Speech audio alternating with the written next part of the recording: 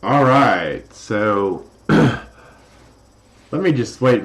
Hold on a second while I make sure I'm in a good spot. Yeah, I guess my face is in a good spot somewhere over here. So, all right, here was what what I set out to do here was to give you a study guide, telling you about the exam, how it's made up of separate portions, and the in-class has 2 sections. The reason is so you can complete them within the time restraints and the scrambling and various things like that.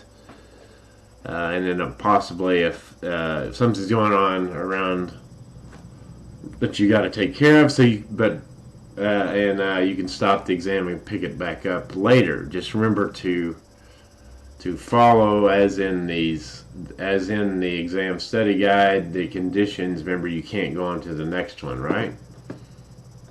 So, and as you can see, I've tried to make these 2 mirror images. One of these is about in class. They are identical then. Let me see this again.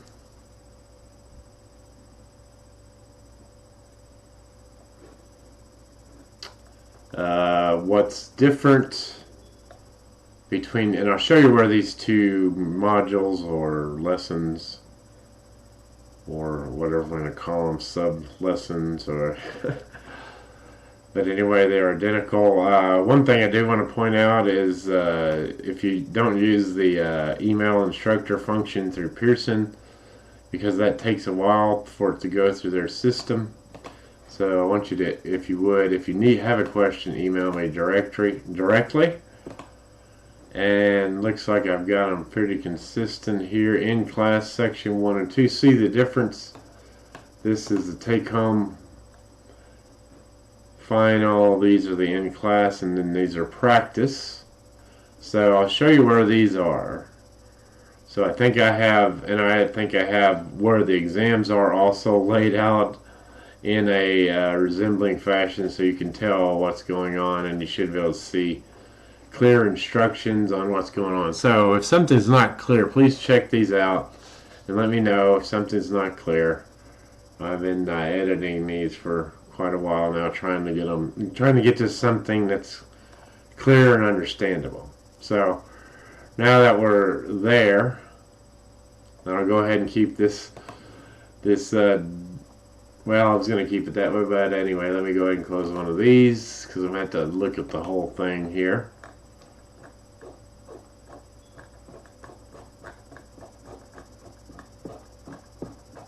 Oh, so I need to go to the content. And so if you're looking for practice exams and resources to study for the final exam, look right here in week 8. And then also this weekly activity, I went ahead and made it bonus, but it might be a good opportunity to get some last final feedback in preparation for the final exam. Just make sure you get it in. If that's your goal, get it in early so I can get the feedback going. It takes me a little bit of time to get those going. As you scroll on down, there's just a link to the study guide. I also have links to the study guide. This will actually take you to this one. Oh yeah, so it's like a duplicate. But anyway, it gets you where you need to go. And then over here, also a link. Here's my email. Everything. So notice this is all about the in-class section. So it looks like I've got that coded correctly, and I've got parallel and parallelism between these 2. So let me know if something's not clear on the expectations for the final exam. I really did want to get something out to everyone at this point so they can start looking at that final and start looking at the rest of the class and the way it's going to go here. So good luck on the final.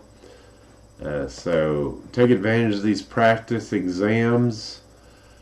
Take note of the time timestamps because I put in there the ID numbers for the problem, or I put in like a general idea of what's being covered. So like if you're doing a practice exam and there's one you're just having a hard time understanding, go to the timestamps and find it. And I showed you how to do that in a video that I just re-released again today.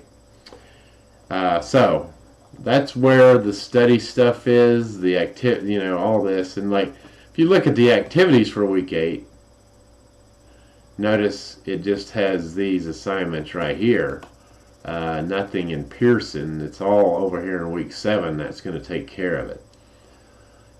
So that's what that's all about there in the week 8. So I'm going to close that. But see, then I added 2 lessons, so they're separate from week 8, but that's where you will find the exams. So that's what I'm talking about, the actual exam section. So remember, in class is going to have the 2. I only broke those apart so that it was much more manageable for you to do the save and continue effort. And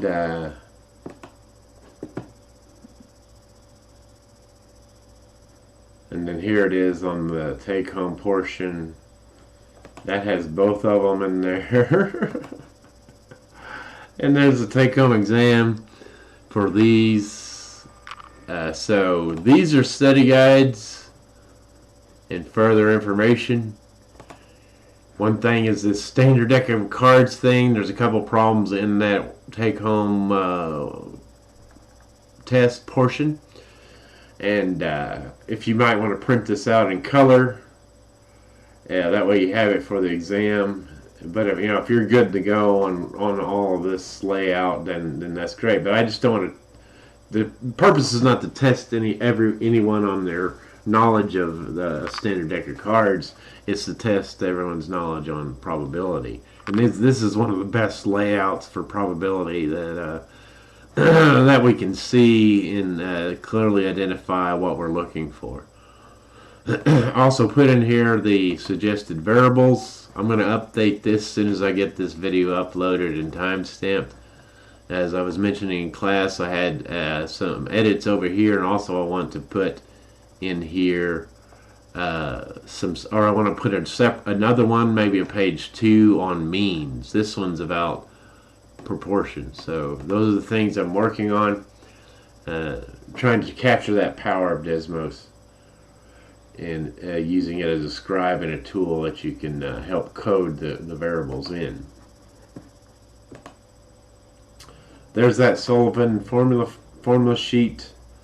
You can use it however you want, but remember, some of these are different or more complicated. Some of them are but some of them are pretty good to give you an idea of where these variables are coming from, and some key ideas, key definitions.